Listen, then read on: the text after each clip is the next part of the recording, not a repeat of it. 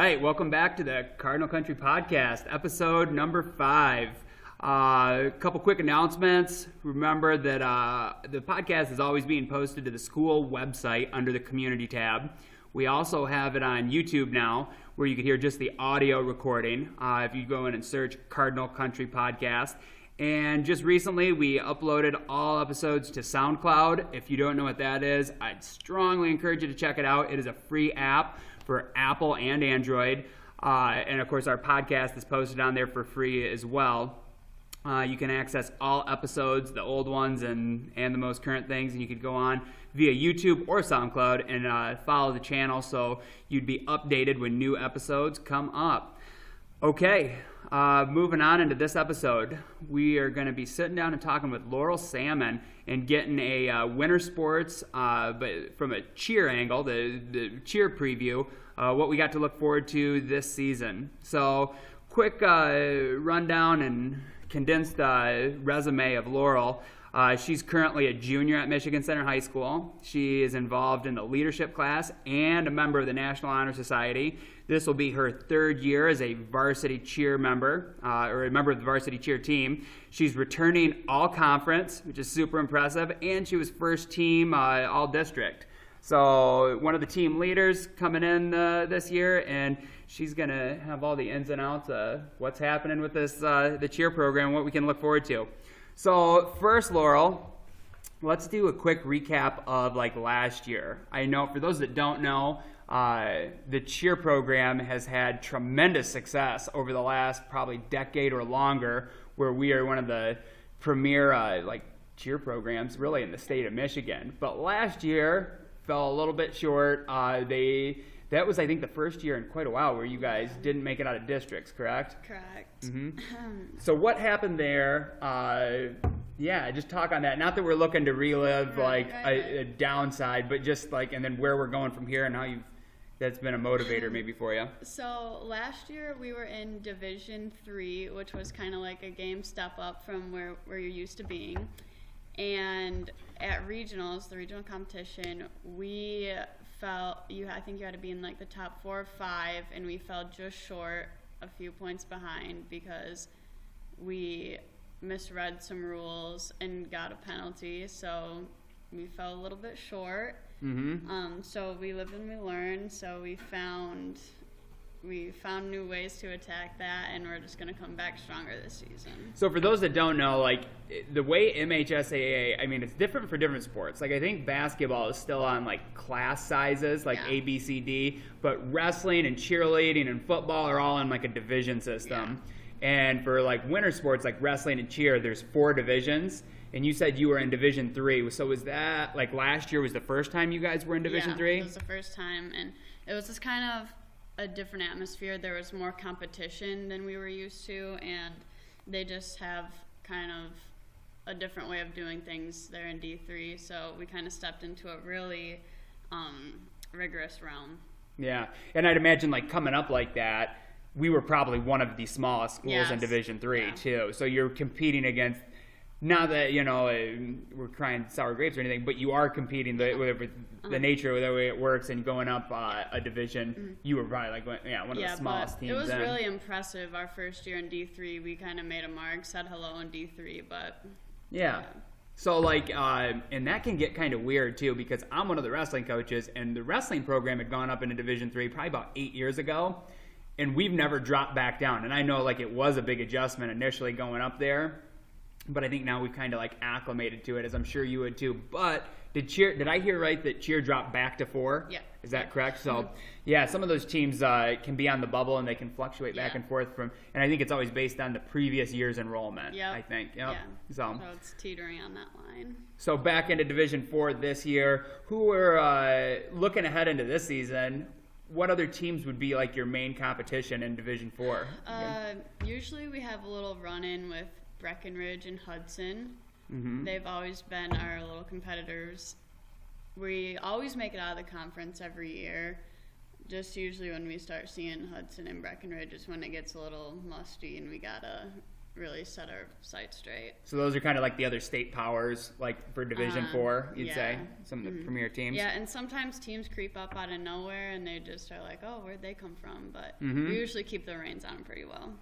So question for you, like last year being up in Division 3 and then having kind of a rough district, did you guys take anything away from that? Is there anything like that you took from that year of experience that you're going to like kind of change how you're going about things this year? Yeah, so last year we knew we were in D3 and we knew it wasn't going to be easy and we knew we had to push. So I think a lot of us returners were going to take that same mentality regardless of our division, and we're just going to keep charging the mountain and do what we've always been doing, even a little better. Right on. Got to get right back at it. And, season's here. So, hey, like I'm one of the assistant wrestling coaches this year, and our season starts on November 12th. When does cheer start up? So the first day of tryouts was yesterday, November 5th. Okay. And our first competition is, I feel it's December 8th, I think. So that gives us about a month to prepare. Sure. So, like, is it something where is cheer a program where you have actual tryouts, or so are you still in the tryout phase right now? Yep, so we have a 4-day tryout. Usually we've always had only 3 days, but always on that last day of tryouts we end up having to have one more extended day because the coaches aren't too sure yet. So we just said, okay, we'll just have a 4-day tryout this year and we'll go from there.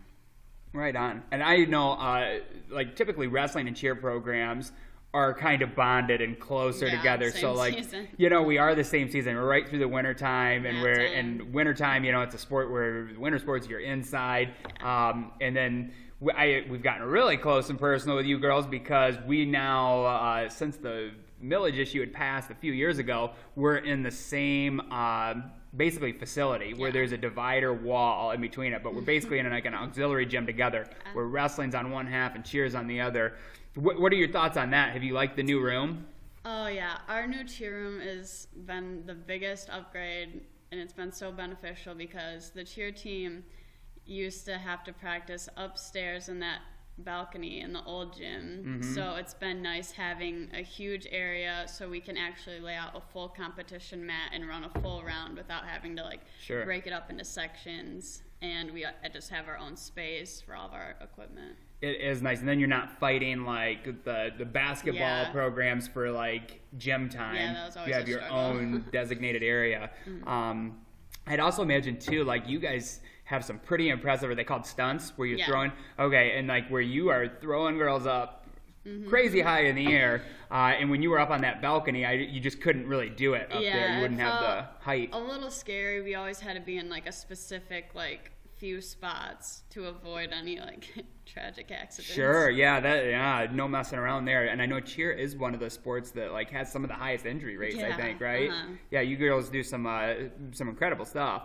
So in that new room, for anybody that's not familiar with this, maybe you had been a student at Michigan Center Schools but haven't been in the building in a while, it's actually the room we're in now is what used to be the pool, but the pool had been filled, so it's a nice big room in there where even wrestling and cheer splitting it up, we have pretty spacious rooms. I think we have some of the nicer rooms for wrestling and cheer teams in Jackson County.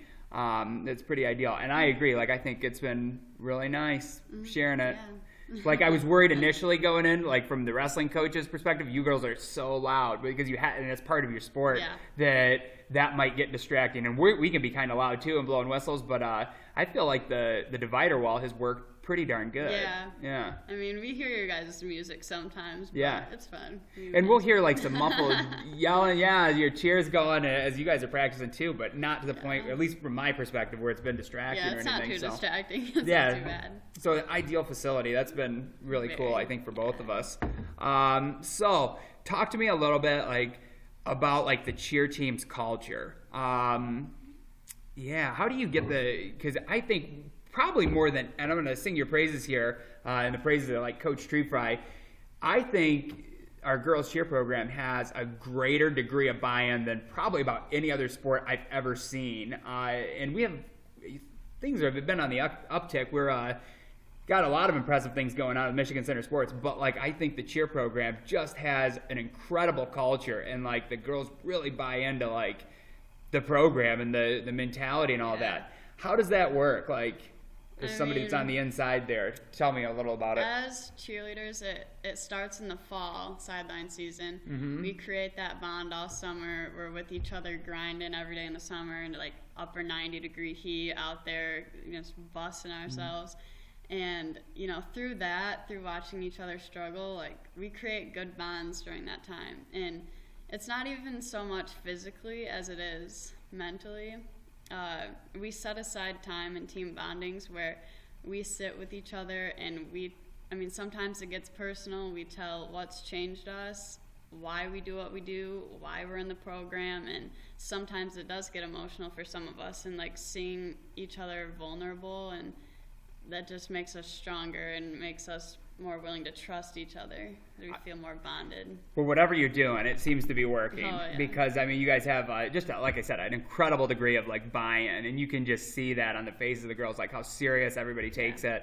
That's something that I've always been kind of envious of because, like, as a wrestling coach and somebody that was a former head coach in the wrestling program, I want to get my guys to buy into it too. And you'll get some that do, but it's a challenging thing to get a crew of 30 kids that all buy into that degree of like intensity and everything. So when we get everyone to buy in, get on the same page, that's where we'll succeed, because it only takes one or two athletes to be like not on the same page, and then that could be our downfall, is having those two people who just aren't really there. Right on. Well, I'm taking notes over here, so maybe the wrestling team will be sitting down and doing some team bonding and sharing stories. I don't know. There's so much support because, when you're walking in the hallways, you don't ever feel alone. You see your teammate and you're like, hey, what's up, girl? Like, you just feel like you're in a big family. That's the perfect way of putting it. I was going to say that too. You took the word right out of my mouth. That you guys do seem to be like a family. Yeah. We just all love each other. We try to do the same thing in wrestling, and I think really probably most varsity sports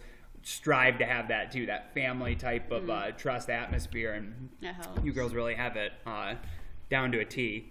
So anyway, that's awesome. How about talk to us a little bit about like your coaching staff? Are there any new coaches this year? Is it all familiar faces? So mainly we have head coach Tree Fry, Coach Bree Visser, and Coach Tamara.